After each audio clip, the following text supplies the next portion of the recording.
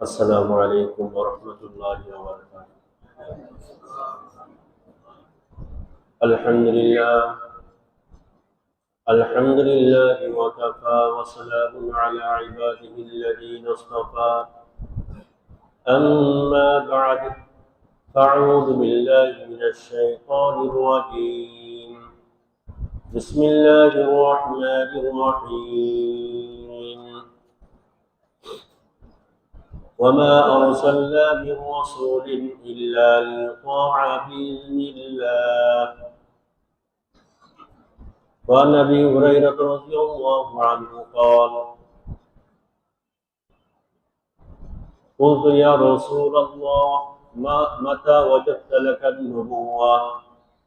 قال: وآدم بين الروح والجسد، أو كما قال النبي صلى الله عليه وسلم. সবাই মুহাম্মদের সাথে একবার দরুদ ইব্রাহিম পড়ি। আল্লাহুম্মা সাল্লি আলা মুহাম্মাদ ওয়া আলা আলি মুহাম্মাদ কামা সাল্লাইতা আলা ইব্রাহিম ওয়া আলা আলি ইব্রাহিম ইন্নাকা হামিদুম মাজিদ। আল্লাহুম্মা বারিক আলা মুহাম্মাদ ওয়া আলা আলি মুহাম্মাদ কামা বারাকতা আলা ইব্রাহিম ওয়া আলা আলি ইব্রাহিম إنك حميد مجيد। বুজুর্গান মুহতারাম, রবিউল আউয়াল মাসের আজ 7 তারিখ। 12 মাসের মধ্যে এই মাসটা অত্যন্ত তাৎপর্যপূর্ণ মাস, বরকতময় মাস। কেনই বা বরকতময় হবে না? এই মাসে তো আগমন করেছেন সারা পৃথিবীবাসীর হেদায়েতের জন্য, নাজাত ও মুক্তির জন্য সৈয়দুল আম্বিয়া ইমামুল মুরসালিন আহমদ মুস্তফা মুহাম্মদ মুজতবা নবী মুহাম্মদুর রাসূলুল্লাহ সাল্লাল্লাহু আলাইহি ওয়াসাল্লাম এই মাসেই উনি দুনিয়াতে আগমন করেন। এ মাস অত্যন্ত বরকতময় মাস। শুধু বাংলাদেশ নয়, সারা বিশ্বে অন্যান্য মাসের তুলনায় এ মাসে নবীজি সাল্লাল্লাহু আলাইহি ওয়াসাল্লামের জীবন চরিত্র,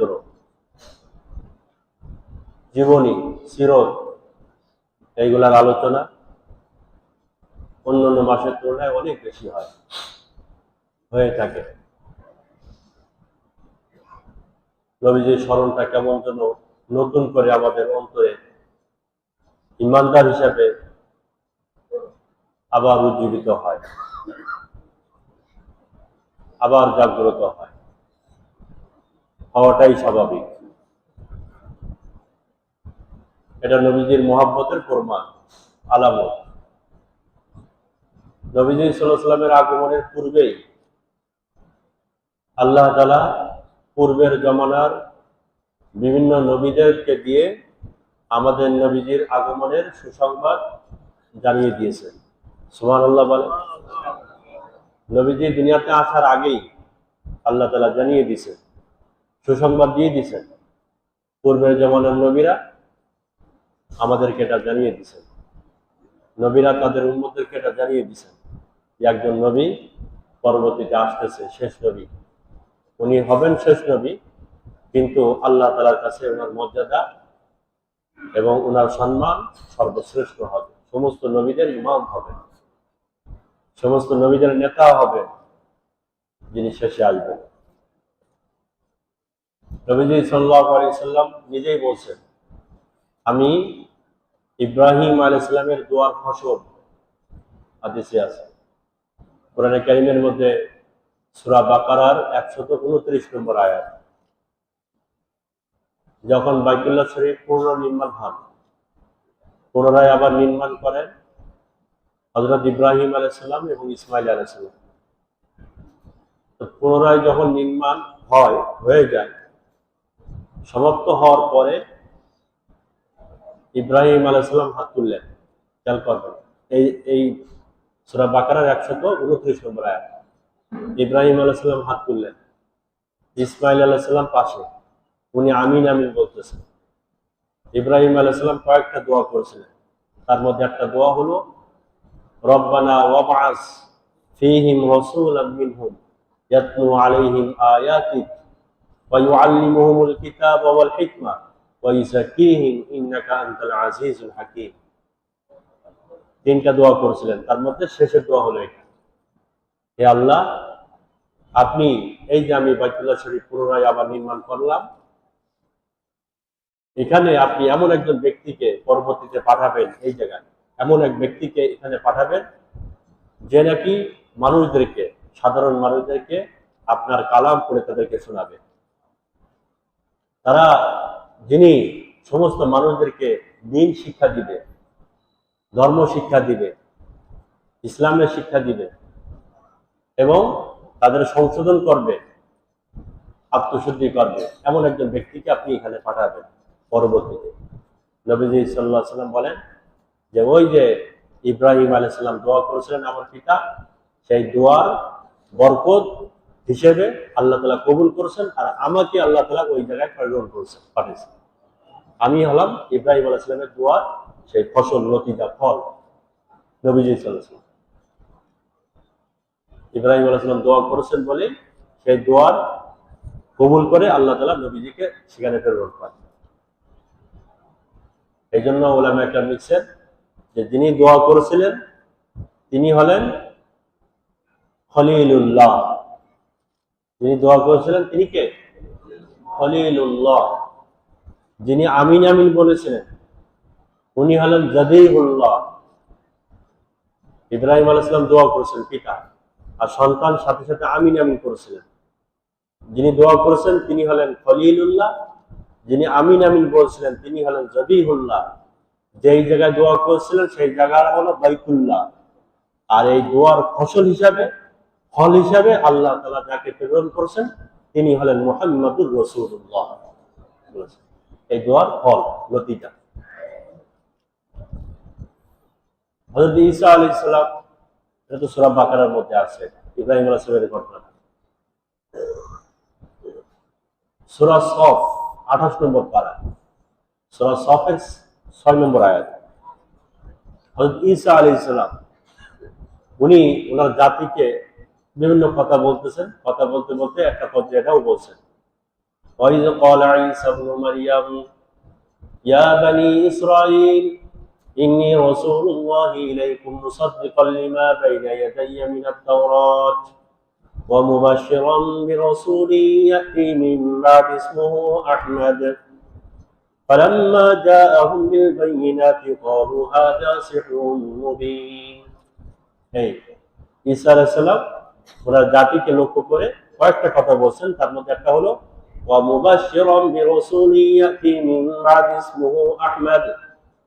হে আমার জাতি, আমি তোমাদেরকে একজন ব্যক্তির সুসংবাদ দিচ্ছি যিনি নাকি আমার পরে আসবেন এবং তার নাম হবে আহমদ। সুবহানাল্লাহ, নাম সহ বলে দিয়েছেন।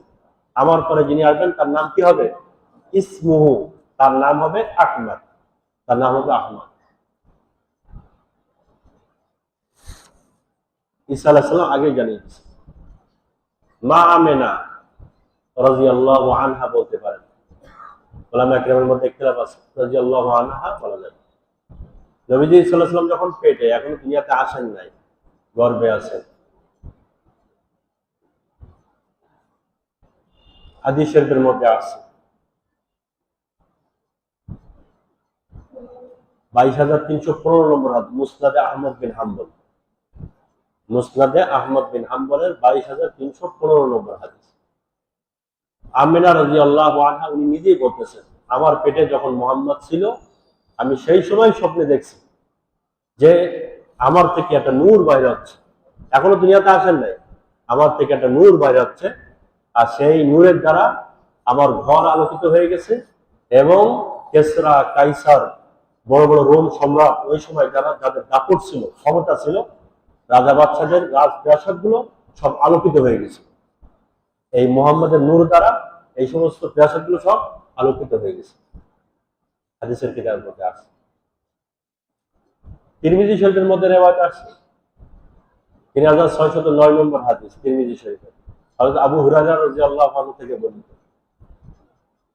নবীজি সাল্লাল্লাহু আলাইহি ওয়াসাল্লামকে জিজ্ঞাসা করা হলো, ইয়া রাসূলুল্লাহ মাতা ওয়াজাবতা লাকা নবুওয়া, ইয়া রাসূলুল্লাহ আপনি নবুয়ত প্রাপ্ত কখন হন, আপনি নবী হন কখন থেকে? তো নবীজি সাল্লাল্লাহু আলাইহি ওয়াসাল্লাম তখন বলেন,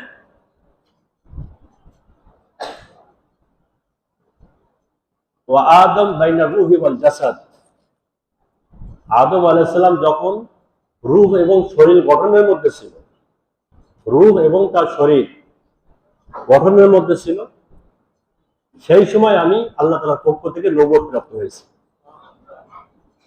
তখনই আল্লাহ তাআলা আমাকে নবী বানাবেন। আদম আলাইহিস সালাম এখনো উনি আসেন নাই, এখনো বানানো হয় নাই, তখনই আল্লাহ তাআলা সিদ্ধান্ত নিয়েছেন মুহাম্মদ সাল্লাল্লাহু আলাইহি ওয়াসাল্লাম আল্লাহ কি হবেন, নবী হবেন। এটা তিরমিজির রিওয়ায়াত 3609 নম্বর হাদিস।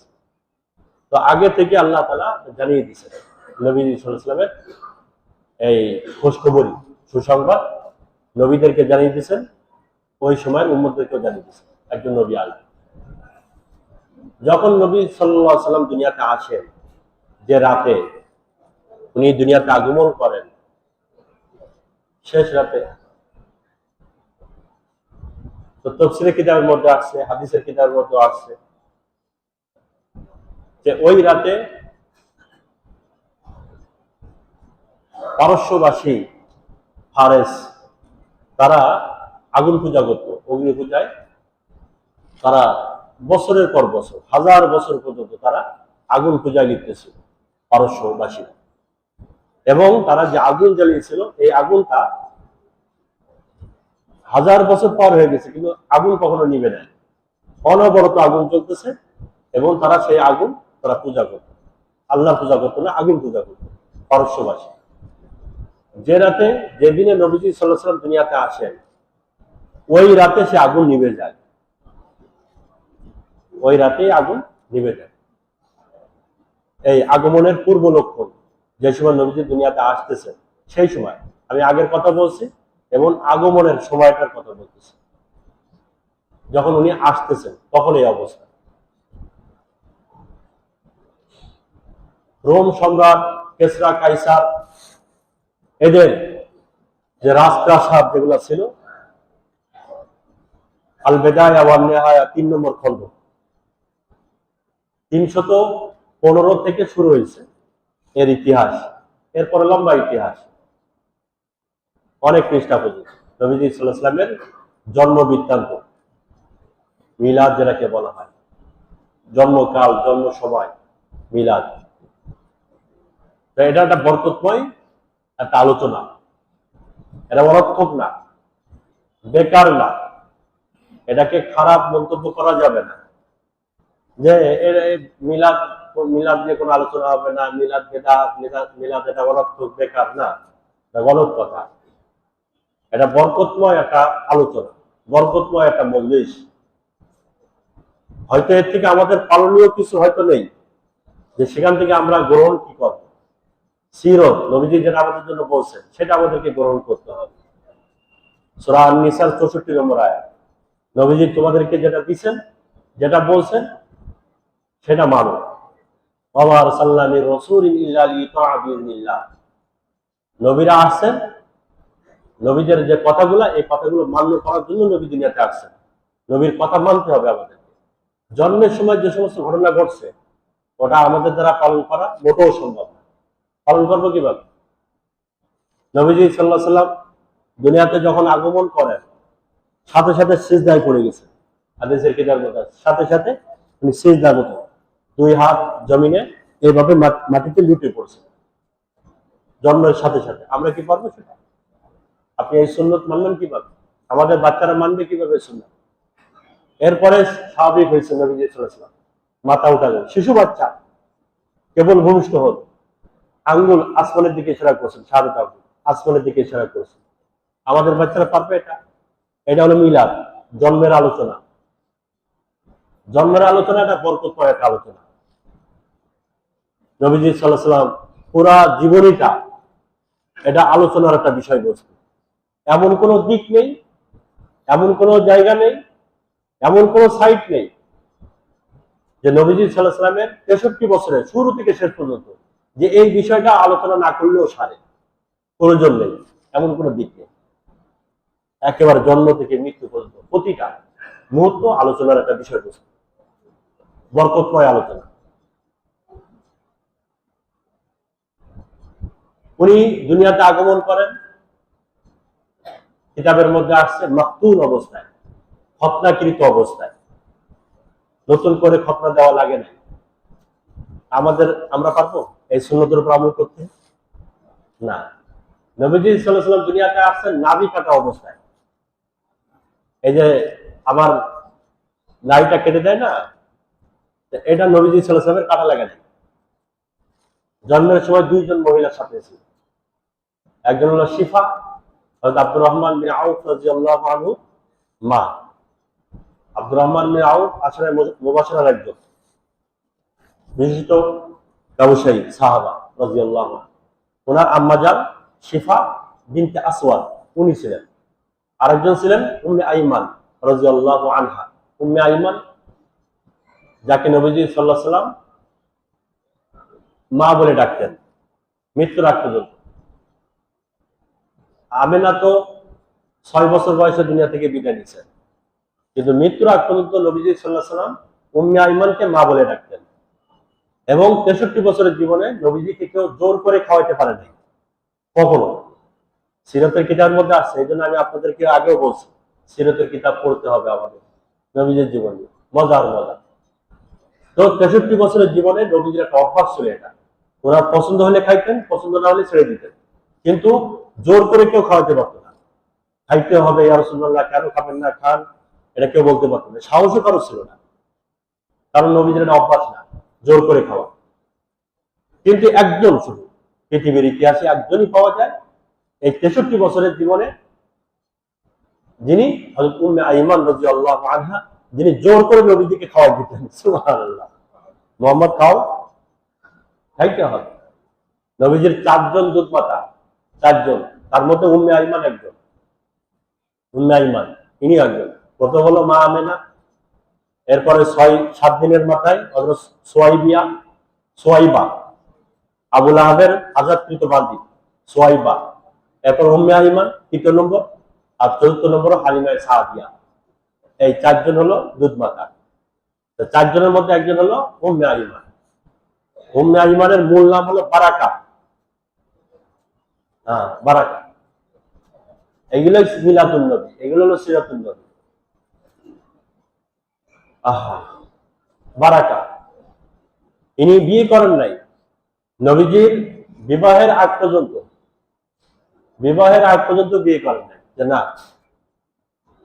ওনার নবীজি সাল্লাল্লাহু আলাইহি ওয়াসাল্লাম অনেকবার বলছিলেন যে আম্মা জান আপনি শাদী করেন, বিবাহ করেন, না মুহাম্মদ তুমি আগে বিবাহ করো, তোমার দেখভাল কে করবে?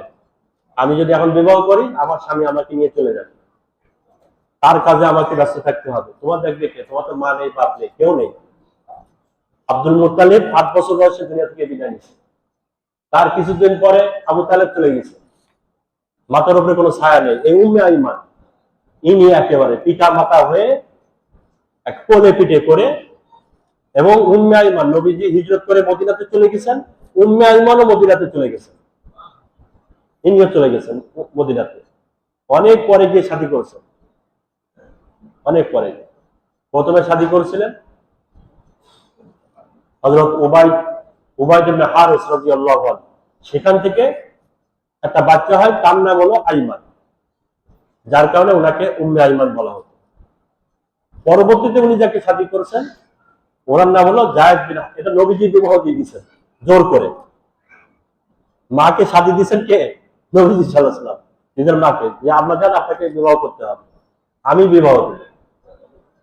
ছেলে হয়েছেন ঘটক হযরত জায়েদ বিন হারিস রাদিয়াল্লাহু আনহুর সাথে উম্মে আইমানের বিবাহ দিয়েছেন নবীজি সাল্লাল্লাহু আলাইহি ওয়াসাল্লাম। আর সেখান থেকে সন্তান হয় উসামা রাদিয়াল্লাহু আনহু। উসামা রাদিয়াল্লাহু, এই উম্মে আইমান ইনি নবীজির পাশে বসতেন, নবীজি ক্লান্ত হয়ে গেলে ঘাম মুছে দিতেন, অনেক আদর যত্ন করতেন। ইনি ইন্তেকাল করেন হযরত উসমান রাদিয়াল্লাহু আনহু জামানায়। উসমান রাদিয়াল্লাহু আনহু ওনার জানাজা করেছিলেন। যাই হোক, তো ইনারাই রেওয়াজ করছেন যে নাভি কাটা অবস্থায় উনি দুনিয়াতে আসেন, পরিষ্কার পরিচ্ছন্ন অবস্থায় দুনিয়াতে আগমন করেন আমাদের নবীজি সাল্লাল্লাহু আলাইহি ওয়াসাল্লাম। আমাদের বাচ্চারা বা আমরা যখন দুনিয়াতে আসছি, শরীরে নোংরা ছিল, অপরিষ্কার ছিল, পরবর্তীতে পানি দিয়ে কাপড় দিয়ে মুছায় পরিষ্কার পরিচ্ছন্ন করেছে। কিন্তু নবীজি সাল্লাল্লাহু আলাইহি ওয়াসাল্লাম ময়লাযুক্ত অবস্থায় দুনিয়াতে আসেন না। নবীজির মিলাদ, এটা হলো মিলাদ নবী। আমরা আমল করবো কিভাবে এটার উপর? এটা শুধু শুধু শুনে যেতে হবে বরকতের জন্য, বরকতের জন্য শুনে যেতে হবে। সৈয়দুল আম্বিয়ার আগমন কত সুন্দরভাবে দুনিয়াতে আসছে, সোমবারের দিনে আসছেন দুনিয়াতে 571 সালের এপ্রিল মাসের 20 তারিখ সোমবার, সুবে সাদেকের সময়। এই জন্য সোমবার হযরত শুক্রবারের কত ফজিলত, শুক্রবারের অনেক ফজিলত আছে। কিতাবের মধ্যে আছে শুক্রবারে যার মউত হবে কবরের আযাব থেকে আল্লাহ তাআলা তাকে হেফাজত করবে। শুক্রবারে এত ফজিলত, কত মানুষ চায় আমার মউতটা শুক্রবারে হোক, জুমার দিনে হোক, অথচ হযরত আবু বকর সিদ্দিক রাদিয়াল্লাহু আনহু সবসময় দোয়া করতেন, আল্লাহ আমার মউত যেন সোমবারে হয়। উনি সবসময় দোয়া করতেন, আল্লাহ আমার মউত যেন সোমবারে হয়। কারণ নবীজির জন্ম সোমবারে, নবীজির ওফাতও সোমবারে। এই জন্য আবু বকর সিদ্দিক এটাই দোয়া করতেন। বুখারী শরীফের মধ্যে আছে না?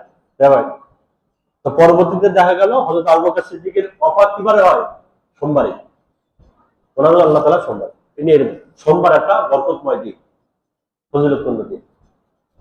সুবে সাদেকের টাইম, পুরা দুনিয়া যখন আলোকিত হয়, অন্ধকার দূরীভূত হয়, এটাও একটা আমাদের জন্য শিক্ষা যে নবীজি দুনিয়াতে আসতেছেন, পুরা দুনিয়া অন্ধকার হয় সুবে সাদেকের সময়, নবীজি দুনিয়াতে আসতেছেন পুরা দুনিয়া থেকে গোমরাহির অন্ধকার দূর করার জন্য উনি দুনিয়াতে আসতেছেন। এই উদ্দেশ্যে আল্লাহ তাআলা ওনাকে দুনিয়াতে পাঠাচ্ছেন, উনি আসতেছেন। আব্দুল মুত্তালিব সে সময় বাইতুল্লাহ তোয়াফরত অবস্থায় ছিল, তারিখের কিতাবের মধ্যে আছে। এরপরে আসছেন, এসে দেখছেন ওনার পোতাকে।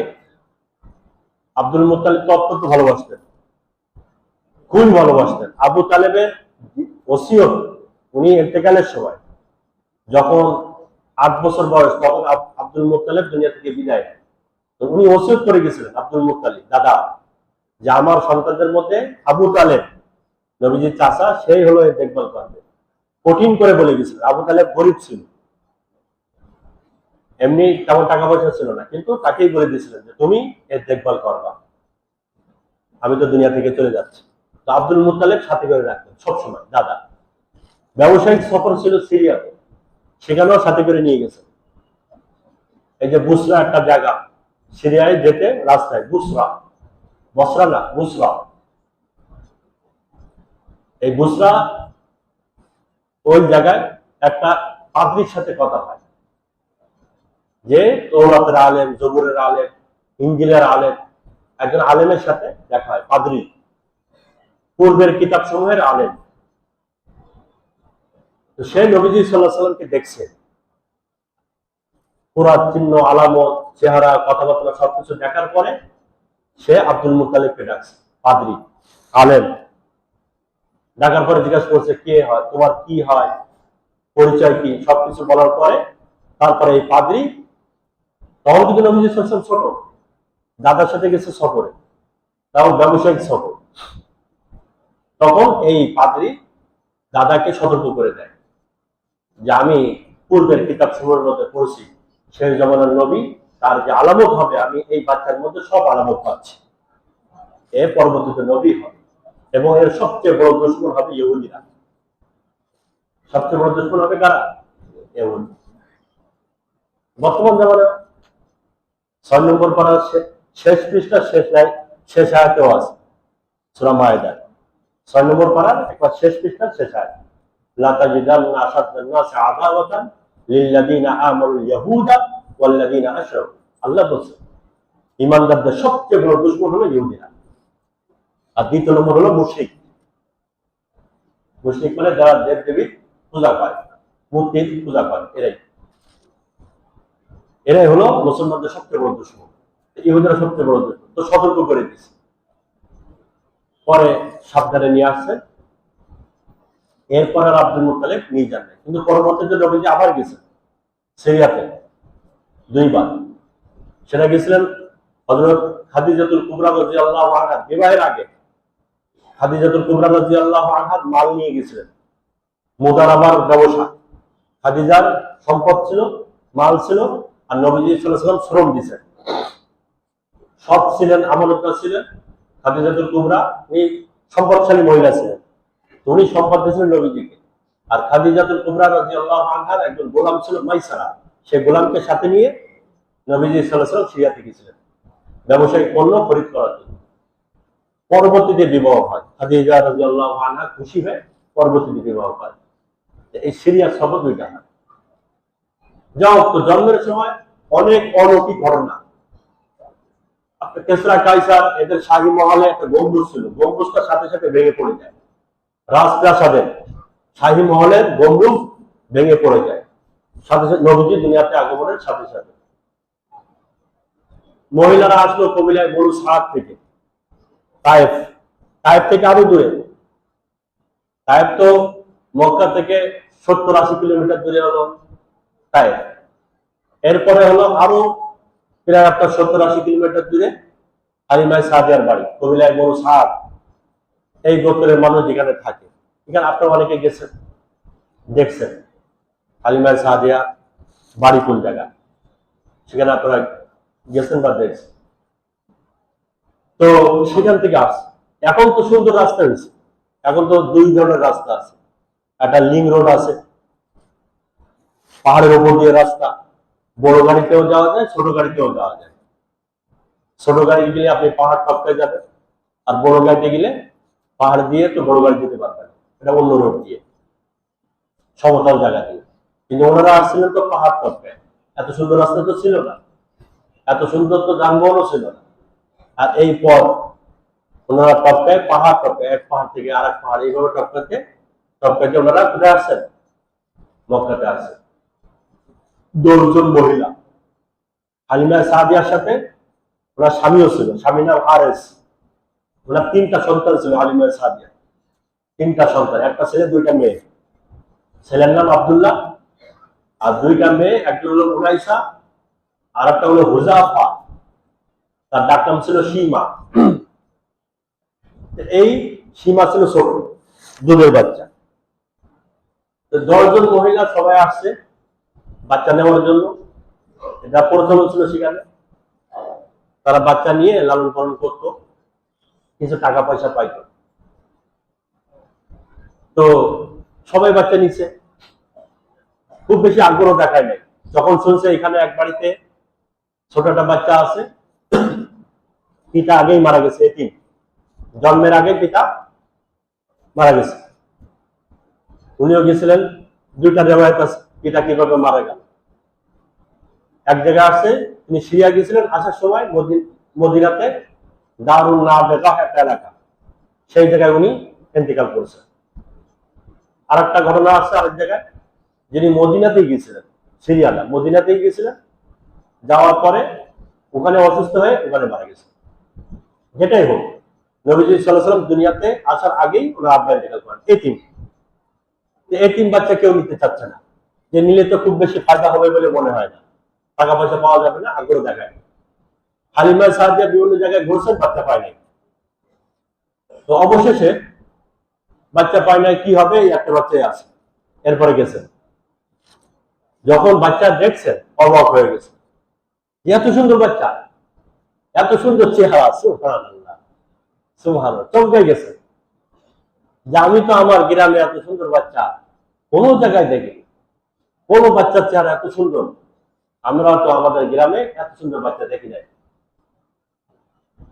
তখন মা আমেনা, আশপাশে যারা ছিল, তারা বলতেছে যে আপনি থাকেন গ্রামে, আমরা থাকি শহরে, আপনি গ্রামের কথা বলতেছেন, আমরা শহরে এত মানুষ দেখছি, আমরা তো শহরে এত মানুষের মধ্যে এত সুন্দর বাচ্চা আমরা কাউকে দেখি না, এত সুন্দর বাচ্চা আমরা শহরের মধ্যে কোনো জায়গায় দেখি না, আপনি গ্রামে পাবেন কিভাবে? একথা শুনে হয়তো আবু তালেব বা আব্দুল মুত্তালিব এনারা বলবেন যে তোমরা গ্রামের কথা বলতেছো, শহরের কথা বলতেছো, আমরা তো দেশ বিদেশ ঘুরি, তোমরা গ্রামে এত সুন্দর বাচ্চা দেখো নাই, শহরে এত সুন্দর বাচ্চা দেখো নাই, আমরা তো দেশ বিদেশ ঘুরি, বিভিন্ন দেশে যাই, কোন দেশে আমরা এত সুন্দর বাচ্চা দেখি না। কথা শোনার পরে হয়তো জিবরাইল আলাইহিস সালাম কথা বলবেন যে তোমরা দেশ বিদেশের কথা বলতেছো, আমি তো 7 আসমান ভ্রমণ করি, প্রথম আসমান, দ্বিতীয় আসমান, তৃতীয় আসমান, সারা পৃথিবী ভ্রমণ করি, প্রত্যেকটা আসমান ভ্রমণ করি, আর সে আজিম পর্যন্ত চলে যায়। তা আমি সারা পৃথিবী কোন আসমান জমিন কোন জায়গায় এত সুন্দর বাচ্চা আমি দেখি। আল্লাহ তাআলা হয়তো ওই সময় বলছিলেন এই কথা, আল্লাহ তাআলা বলছিলেন এই কথা যে তোমরা আসমান জমিনের কথা বলতেছো, দেশ বিদেশের কথা বলতেছো, কি কথা বলো, আমি এত মখলুক, এত সৃষ্টি করছি, এত সৃষ্টি করছি, আমি আমার সৃষ্টির মধ্যে এত সুন্দর কোন সৃষ্টি করে নাই, এত সুন্দর কোন সৃষ্টি করে নাই। দেশ বিদেশ কি বলতেছে, এত সুন্দর তো কেউ। আর হাসান বিন সাবিত রাদিয়াল্লাহু আনহু একজন সাহাবা ছিলেন, কবি ছিলেন, আরবি কবি সাহাবা, কাফেরদের সাথে কবিতার মাধ্যমে মোকাবেলা করতেন নবীজি সাল্লাল্লাহু আলাইহি ওয়াসাল্লামের পক্ষ থেকে। তো ওনার কবিতা আছে, এবং আপনারা যারা রওজা আকদাসে আপনাদের যাদের হাজিরার সুযোগ হয়েছে, বাইতুল্লাহ এই মসজিদে নবী আপনারা জিয়ারত করছেন, সালাম পেশ করছেন, আপনারা হয়তো খেয়াল করছেন রাসূলুল্লাহ সাল্লাল্লাহু আলাইহি ওয়াসাল্লামের যে রওজা মুবারক, এই যে জালি, এরপরে ছিদ্র, এর উপরে বরাবর উপরে কয়েকটা আয়াত লেখা, ইয়া আইয়ুহাল্লাযীনা আমানু, সূরা এই আপনার হুজুরাতের শুরুর কয়েকটা আয়াত, লা তারফাউ আসওয়াতাকুম ফাওকা সাওতিন নবী, ইয়া আইয়ুহাল্লাযীনা আমানু লা তুকদ্দিমু বাইনা ইয়াদাইল্লাহি ওয়া রাসূলিহি, এই আয়াতগুলো উপরে লেখা, একেবারে রওজা মুবারকের উপরে। এরপরে আপনার ঠিক জালির উপর দিয়ে কয়েকটা কবিতা লেখা, আরবি কবিতা, তার মধ্যে এই কবিতা আছে, ওয়া আহসানু মিন কালাম তারাকাতু আইনি ওয়া আজমালু মিন কালাম তালিদিন নিসাউ খুলিকতা মুবাররাআম মিন কুল্লি আইবিন কাআন্নাকা কদ খুলিকতা কামা তাশাউ। এই আরবি কবিতাগুলো লেখা আছে। এটা হলো হযরত হাসান বিন সাবিত রাদিয়াল্লাহু আনহুর কবিতা। উনি নবীজির সাথে এই কবিতাগুলো পড়ছিলেন। ওয়া আহসানু মিন কালাম তারাকাতু আইনি, আপনি এত সুন্দর, আমার এই চোখ এত সুন্দর কোন বালক পৃথিবীতে কোনোদিন দেখে নাই, আমার চোখ দেখে নাই এত সুন্দর বালক। ওয়া আজমালু মিন কালাম তালিদিন নিসাউ, দুনিয়ার কোন মা আপনার মতো কোন একজন সুন্দর বাচ্চা পৃথিবীর কোন মা জন্ম দিতে পারে না, যাই নাই। খুলিকতা মুবাররাআম মিন কুল্লি আইবিন, আল্লাহ তাআলা আপনাকে সৃষ্টি করেছেন সমস্ত দোষ থেকে মুক্ত করে, সমস্ত দোষ থেকে আপনি মুক্ত, এইভাবে আল্লাহ আপনাকে সৃষ্টি করেছেন। কাআন্নাকা কদ খুলিকতা কামা তাশাউ, এইটার আমার এই শেষের মেসরা, এটা পঙ্ক্তিটা আমাদেরকে ভালো করে বুঝতে হবে। কি বলছিলেন? কাআন্নাকা কদ খুলিকতা কামা তাশাউ, এর অর্থ হলো যে আপনি যেভাবে চেয়েছেন আল্লাহ তাআলা কেমন যেন সেভাবেই সৃষ্টি করেছেন। আমাদের সৃষ্টি বা আমরা দুনিয়াতে আসি, এর নাক কি আমার কথা মতো আল্লাহ বানিয়েছেন? যে আল্লাহ আমার নাকটা এইভাবে বানাবেন, আল্লাহ আমার চোখটা ঠিক এরকম ভাবে বানাবেন, আমার কানটা এইভাবে বানাবেন, আমরা বলছি আল্লাহকে? আর আমাদের কথা মতো আল্লাহ এইভাবে বানিয়েছেন? না আল্লাহর ইচ্ছা মতো আমাদের চোখ কান বানিয়েছেন? কারো নাক এক ধরনের, কারোর আরেক ধরনের, কারোর কান এক ধরনের, কারোর চোখ মোটা, কারোর চিকন, এক একজনের এক এক ধরনের না। এদিকে আল্লাহর ইচ্ছা মতো হয়েছে না বান্দার ইচ্ছা মতো? আল্লাহর ইচ্ছা মতো। কিন্তু নবীজির সামনে উনি কি বলতেছেন? ইয়া রাসূলুল্লাহ, আপনার চেহারা, আপনার বডি, প্রতিটা অঙ্গ এত সুন্দর, কেমন যেন মনে হচ্ছে আপনার নাকটা বানানোর সময় আল্লাহ তাআলা আপনাকে জিজ্ঞাসা করছেন, মুহাম্মদ নাকটা কিভাবে বানাবো আপনি বলেন, আপনি যেভাবে বলবেন আমি সেভাবে বানাবো।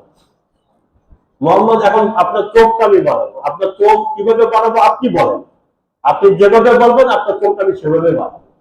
আপনার হাতটা কেমন সুন্দর করে বানাতে হবে আপনি বলেন, আমি সেভাবে বানাবো। কাআন্নাকা কদ খুলিকতা কামা তাশাউ, আপনি যেভাবে যাবেন চাইছেন ঠিক সেভাবে আমি কেমন যেন আল্লাহ তাআলা সেভাবেই সৃষ্টি করেছেন নবীজি সাল্লাল্লাহু আলাইহি ওয়াসাল্লাম, এত সুন্দর ছিল। তো এগুলো হলো মিলাদ, মুহতারাম দোস্ত, এগুলো হলো মিলাদ। এগুলো আলোচনা করা, এটা বরকত, ফজিলত আছে, সওয়াব আছে, নিঃসন্দেহ। এগুলো গুনাহ না, অনর্থক বেকার না। ইনার আলোচনা, নবীজি সাল্লাল্লাহু আলাইহি ওয়াসাল্লামের আলোচনা কেনই বা আমরা করবো না? তিনি সৈয়দুল আম্বিয়া, তিনি ইমামুল মুরসালিন, তিনি শ্রেষ্ঠ নবী, মহানবী। ওনার কত ফজিলত। গত 2-3 সপ্তাহ যাবত আমরা কিছু কথা শুনছি নবীজি সাল্লাল্লাহু আলাইহি ওয়াসাল্লামের সম্মান, গত সপ্তাহ আমরা শুনছি ওমা সাল্লাল্লাহু ইল্লা রাহমাতাল লিল আলামিন, এই আয়াতের ব্যাখ্যার মধ্যে কিছু কথা শুনছি। নবীজি সাল্লাল্লাহু আলাইহি ওয়াসাল্লাম নিজেই বলছেন, আল্লাহ তাআলা আমাকে, মুসলিম শরীফের রাওয়ায়াত 1046 নম্বর হাদিস, উতিতু খামসান লাম ইউতিহুন্না আহাদুন ক্বাবলি, যে আল্লাহ তাআলা আমাকে 5টা, নবীজি নিজে বলতেছেন আল্লাহ তাআলা আমাকে 5টা জিনিস এমন দিয়েছেন আমার পূর্বে কোন নবীকে আল্লাহ তাআলা এই 5টা জিনিস দেন নাই। কোন নবীকে আল্লাহ দেন, আমাকে এমন 5টা জিনিস দেওয়া হয়েছে। মুসলিম শরীফের রাওয়ায়াত 1046 নম্বর হাদিস। তার মধ্যে 1 নম্বর হলো বুইস্তু ইলাল আসওয়াদ ওয়াল আহমার, সমস্ত কালো সাদা, এখানে উদ্দেশ্য হলো কালো সাদা লাল না, এখানে উদ্দেশ্য হলো সমস্ত জগৎবাসীর জন্য আল্লাহ তাআলা আমাকে দুনিয়াতে প্রেরণ করেছেন। কাফাতাল লিন্নাস, সারা পৃথিবীর সমস্ত মানুষের জন্য আমি দুনিয়াতে আসছি। পূর্বের জমানায় কোন নবী এভাবে আসেনি। ওনারা আসছেন একটা গ্রামের জন্য, একটা শহরের জন্য, একটা এলাকার জন্য, কিন্তু আল্লাহ তাআলা আমাকে সারা বিশ্বের মানুষের হেদায়েতের জন্য দুনিয়াতে আমাকে প্রেরণ করেছেন। 1 নম্বর। 2 নম্বর হলো ওয়াকিল্লাত দিয়াল গনাইম, গনিমতের মাল আল্লাহ তাআলা আমাদের জন্য হালাল করে দিয়েছেন। যুদ্ধে যে মাল পাওয়া যায় কাফেরদের থেকে, তাদের পরাজয়ের পরে গনিমতের মাল, এটা আল্লাহ তাআলা আমাদের জন্য হালাল করে দিয়েছেন, পূর্বে এটা হালাল ছিল না। 3 নম্বর, জুইলাত লিয়াল আরদু তাইয়িবান তাহুরা, পুরো জমিন, পৃথিবীর সমস্ত জমিন আল্লাহ তাআলা আমাদের জন্য পাক করে দিয়েছেন, পবিত্র করে দিয়েছেন। যে কোনো জায়গায় তায়াম্মুম করতে পারবে, যে কোনো জায়গায় সে নামাজ পড়তে পারবে। পূর্বের জামানায় এই নিয়ম ছিল না। পূর্বের জামানায় নামাজ পড়ার জন্য নির্দিষ্ট জায়গায় তাকে যেতে হবে। সওমাআ বলে, হ্যাঁ, গির্জা বা তাদের ইবাদতখানা, সেই সমস্ত জায়গায় তারা, পূর্বের জামানার জাতি উম্মত, তারা নির্দিষ্ট জায়গায় ইবাদত করবে, অন্য জায়গায় ইবাদত করতে পারবে না, নামাজ কালাম পড়তে পারবে না। নির্দিষ্ট জায়গায় নামাজ, পূর্বের জামানায় তো নামাজ ছিল, কিন্তু নামাজ হবে নির্দিষ্ট জায়গায়। কিন্তু আমাদের জন্য, আপনি গাড়িতে যাচ্ছেন, রাস্তা দিয়ে দূরপাল্লার গাড়ি, নামাজের সময় হয়ে গেছে, আশপাশে মসজিদ নাই, রাস্তার পাশে যাই নামাজ বিছালেন বা রুমাল বিছালেন, রাস্তার পাশে রাস্তায় নামাজ পড়ে নিলেন, নামাজ হবে না? কি বলেন? নামাজ হয়ে যাবে, মসজিদে যাওয়ার দরকার নেই। সারা পৃথিবী, প্রতিটা জমিন, প্রতিটা ইঞ্চি ইঞ্চি জমিন আমাদের জন্য আল্লাহ তাআলা মসজিদ বানিয়ে দিয়েছেন। সুবহানাল্লাহ, নামাজের জায়গা বানিয়ে দিয়েছেন। যে কোনো জায়গায় আপনি নামাজ পড়তে পারবেন, জায়গাটা পাক হলে হলো। আল্লাহ 3টা। 4 নম্বর, অনুসিত বিরহম, আল্লাহ তাআলা আমার মধ্যে একটা শক্তি দিয়েছেন। পূর্বে কোন নবীর মধ্যে এই শক্তিটা ছিল, সেটা হলো কি? রোগ। রোগ মানে একটা ভীতিকর একটা রূপ, ভীতিকর একটা রূপ। ভীতিকর রূপ বলতে যে আমার চেহারা দেখে কাফেররা অটোমেটিক ভয় পেয়ে যেত, আমার আক্রমণ করা লাগতো না, কিছু বলা লাগতো না।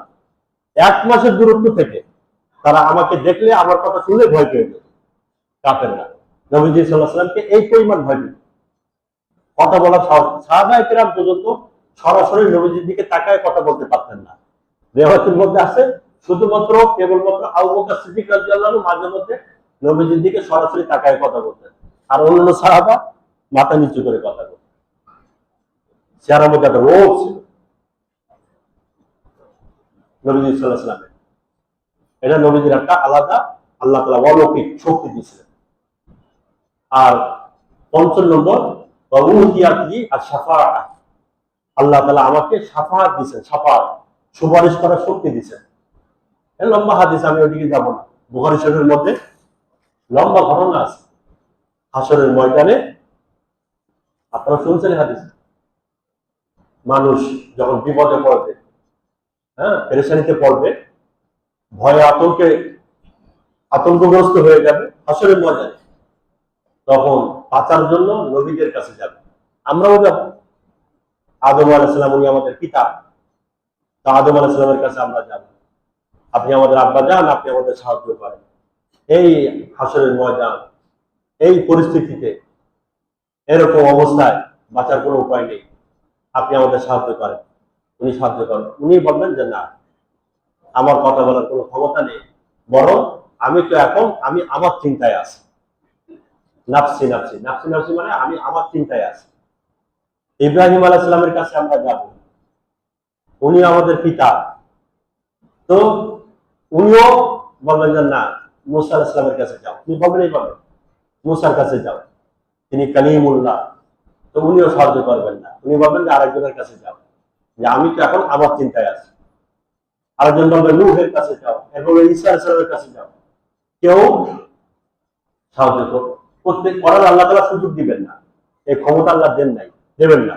হাসরের ময়দান কেবলমাত্র একজন, ওই হাসরের ময়দানে কোটি কোটি মানুষের মধ্য থেকে লক্ষ লক্ষ নবী সাহাবা একরাম সবাই আছেন, এর মধ্যে শুধু একজন কেবল কথা বলেন, আনা আউয়ালু শাফি', আনা আউয়ালু মুশাফফা, আমি সর্বপ্রথম সুপারিশকারী। হাসরের ময়দানে সর্বপ্রথম আমি আল্লাহর সাথে কথা বলবো এবং আমার সুপারিশ সর্বপ্রথম কবুল হবে। সুবহানাল্লাহ বলে, আমার সুপারিশ সর্বপ্রথম কবুল হবে হাসরের ময়দানে, আর আমি সুপারিশ করব। আনা আউয়ালু মান আস্তাফতুহু বাবুল জান্নাহ, জান্নাতের দরজা সর্বপ্রথম আমি ধাক্কা দিব। জান্নাতের দরজা সর্বপ্রথম আমি ধাক্কা দিব, খোলার জন্য তাদেরকে নির্দেশ দেব, জান্নাতের দরজা খোলো। ফায়াকুলু রিজওয়ান মান আনত, জান্নাতের যে দারোগা সে আমাকে জিজ্ঞাসা করবে, কে দরজা ধাক্কাই কে? ফাকুল আনা মুহাম্মদ, আমি দারোয়ানকে বলবো, রিজওয়ানকে বলবো আমি মুহাম্মদ। তখন দারোয়ান বলবে, হ্যাঁ আল্লাহ তাআলা আমাকে নির্দেশ দিয়েছেন, আপনি যখন বলবেন তখনই যেন জান্নাতের দরজা খুলে দেওয়া হয়। আল্লাহ তাআলা এইভাবে আমাকে নির্দেশ দিয়েছেন। তো ওনার ফজিলত তো অনেক, ওনার জীবনী আলোচনা করা এটা বরকতময় একটা মজলিস মুহতারাম দোস্ত। কিন্তু আরেকটা পাশাপাশি আরেকটা জিনিস, সেটা হলো এটা মিলাদ, জন্ম বৃত্তান্ত, জন্মকাল, জন্ম সময়, এগুলো নিয়ে আলোচনা করা। নিঃসন্দেহ এটা একটা বরকতময় আলোচনা, ফজিলতময় আলোচনা, সওয়াবও আছে। কিন্তু আমাদের জন্য করণীয় কি? এই এতক্ষণ আমি আলোচনা করলাম একেবারে সংক্ষিপ্ত করে। কি আলোচনা করেছি?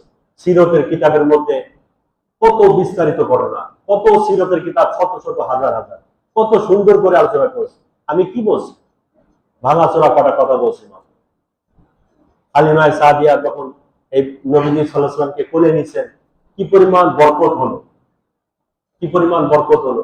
ওনার বুকে দুধ ছিল না, পরে যখন কোলে নিছেন সাথে সাথে ওনার বাচ্চাদের দুধ পান করার ব্যবস্থা হয়ে গেল। সাওয়ারি, একটা গাধি, মেয়ে গাধা নিয়ে আসছে, গাধা শক্তিশালী হয়ে গেল।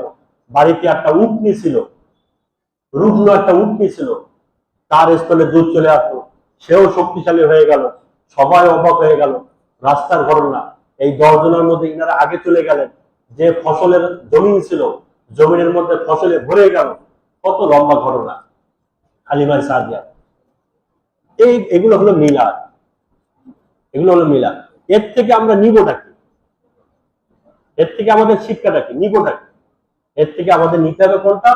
যে নবীজি সাল্লাল্লাহু আলাইহি ওয়াসাল্লামকে হালিমা সাদিয়া নিছেন। এবার আমার কথা, এইবার হলো গুরুত্বপূর্ণ দু চারটে কথা বলে শেষ করতেছি। যে নবীজি সাল্লাল্লাহু আলাইহি ওয়াসাল্লামকে হালিমা সাদিয়া ঘরে নিছেন, ঘরে নেওয়ার কারণে হালিমা সাদিয়ার বুকের মধ্যে বরকত চলে আসছে, শরীরের মধ্যে বরকত চলে আসছে, ঘরের মধ্যে বরকত চলে আসছে, জীবজন্তুর মধ্যে বরকত চলে আসছে। আমরা আমাদের ঘরে বরকত নেওয়ার জন্য, আমাদের জীবজন্তুর মধ্যে বরকত নেওয়ার জন্য, আমাদের শরীরের বরকত নেওয়ার জন্য আমরা কি করব? নবীজি তো এখন নেই। নবীজি, শিশু নবীজি যদি বর্তমান থাকতেন, তাহলে আমরা না ঘরে নিয়ে আমাদের ঘরের মধ্যে হালিমা সাদিয়ার মতো আমাদের ঘরটাও বরকতে ভরে যেত। আমাদের জন্য এমন করণীয়, আমাদের জন্য এমন করণীয় হলো, ওলামায়ে কেরাম বলছেন, হালিমা সাদিয়া শিশু নবীকে ঘরে নিয়ে, বুকে নিয়ে ওনার ঘর যেভাবে বরকতে ভরে দিছিল, বর্তমান জমানায় আমরা যদি নবীর সুন্নাত, নবীজির আদর্শকে আমরা আমাদের ঘরে ঢুকাই, আল্লাহ তাআলা আমাদের ঘরকে হালিমা সাদিয়ার মতো আল্লাহ তাআলা আমাদের ঘরকেও বরকতে পূর্ণ করে দিবেন। বর্তমান জমানায় আমাদের জন্য এটাই হয়েছে। এখন তো আমরা নবীজি শিশু নবীকে ঘরে নিতে পারবো না, এখন আমাদের ঘরে নিতে হবে কোনটা? নবীজির আদর্শ, নবীজির সুন্নাত। আমরা খানা খাই, আমাদের খানা খাওয়া নবীর মতো না অন্য জাতির মতো? নাউজুবিল্লাহ। মনে কষ্ট নিয়েন না, খানা তো অনেকে খায়, গরুও খায় না? গরু খাই কিনা? গরুও তো খায়। আর আমি মানুষ, আমি নবীর উম্মত, গরু বসে খায় না দাঁড়িয়ে খায়? কথা বলেন না কেন? বসে বসে জাবড় কাটে, বেশি করে খেয়ে নেয়, পরে বসে বসে মুখ নড়ায়, হয়তো দাঁড়ায়। এরকম আমাদের দেশের লোক নেই কেউ? তাহলে আমি তো নবীর উম্মত, আমি তো মুসলমান, এই ঘরের মধ্যে নবীর আদর্শ, এইটা হলো মিলাদুন নবীর শিক্ষা হলো। এটা হাদিস আমি পাই নাই, তারিখের কিতাবের মধ্যে আছে। সোয়াইবা, এই যে সীমা, সে দুধ পান করতেন, নবীজি সাল্লাল্লাহু আলাইহি ওয়াসাল্লাম একটা স্থানে মুখ দিতেন আর একটা মুখ দিতেন না। ইনসাফ শিখাইছেন, ইনসাফ শিখাইছেন যে না, আরেকটা বাচ্চা আছে, আমার আম্মার হালিমা সাদের আরেকটা বাচ্চা আছে, সেখানে মুখ দেওয়া যাবে না, এটা ইনসাফ। বৈষম্যের আচরণ করা যাবে না, বৈষম্য এটা জুলুম, বৈষম্য এটা জুলুম।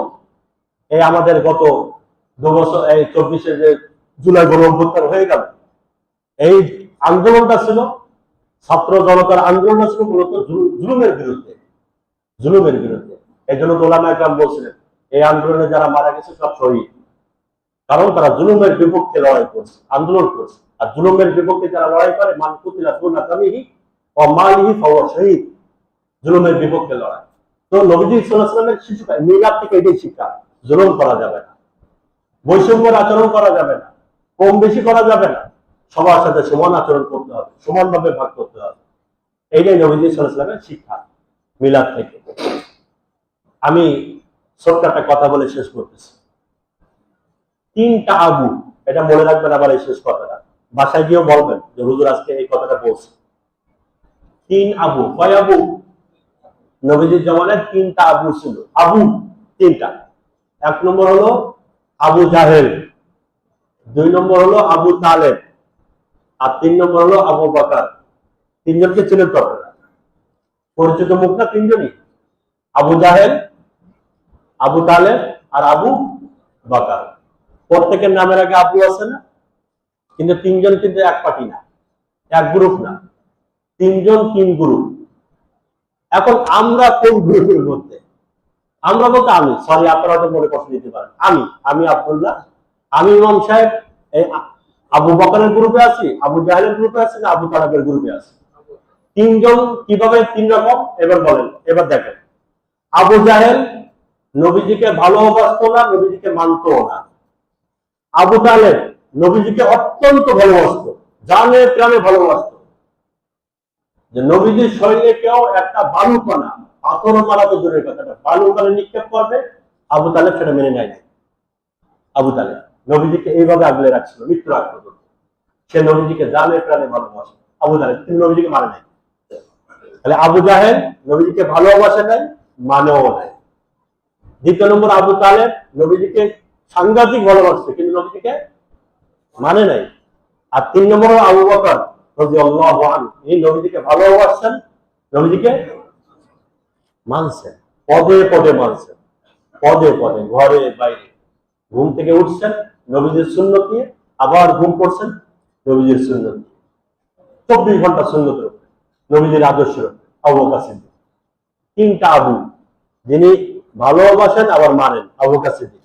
যিনি খুব ভালোবাসেন কিন্তু মানার তালে নেই, তিনি হলেন আবু তালেব। নবীজিকে আমি খুব ভালোবাসি কিন্তু মানবো না, নবীজির কথা মানতে খুব কষ্ট হয়, ও দরকার না, সুন্নত অত দরকার না। আমরা বলি না এই ধরনের কথা? ফরজ তো মানতেছি হুজুর, সুন্নত নিয়ে এত বাড়াবাড়ি করেন কেন আপনারা? সুন্নত তো সুন্নত, মানে সুন্নতটা এমন ভাবে বলে তো সুন্নত, তার মানে সুন্নতের মূল্য তার কাছে এক আনাও মূল্য নেই। আমার বিয়া হিসাবে কথা বলছে আজকে এই কাজটা করা লাগবে, সেটা তার করতেই হবে। কিন্তু আমরা যদি বলি নবীজি এটা বলছেন যে এটা করা যাবে না, ওটা তো সুন্নত হলো। তার মানে বিয়া হিসাবের কথাটা তার কাছে নবীজির কথা থেকে 1000 গুণ বড় হয়ে গেল। তাহলে আপনি আবু জাহেল, আবু তালেব আর আবু বকর, আপনার মনে কষ্ট নিচ্ছেন না তো? মনে কষ্ট নিচ্ছেন, কারণ আমি বা অন্য কেউ। এই জন্য মুহতারাম দোস্ত, এই যে 3 আবু আছে, আমাদের সবচেয়ে বড় বিষয় যেটা সিরাতুন নবী এবং মিলাদুন নবী থেকে মূল উদ্দেশ্য যেটা, সেটা হলো নবীজি সাল্লাল্লাহু আলাইহি ওয়াসাল্লামের জীবন আদর্শ, নবীজি সাল্লাল্লাহু আলাইহি ওয়াসাল্লামের আখলাক সুন্নাত, এইটা গ্রহণ করা, এইটা মানা। আমরা যেন এই 3 গ্রুপের মধ্যে থেকে একটাই গ্রুপ, সেটা হলো হযরত আবু বকর সিদ্দিক রাদিয়াল্লাহু আনহুর মতো নবীজি সাল্লাল্লাহু আলাইহি ওয়াসাল্লামকে ভালোবাসবো এবং পুরো জীবনটা নবীজি সাল্লাল্লাহু আলাইহি ওয়াসাল্লামের সুন্নাত ও আদর্শের উপরে আমরা আমাদের জীবন করব। ঠিক আছে ইনশাআল্লাহ? আল্লাহ তাআলা আমাদের সবাইকে আমল করার তৌফিক দান করুন।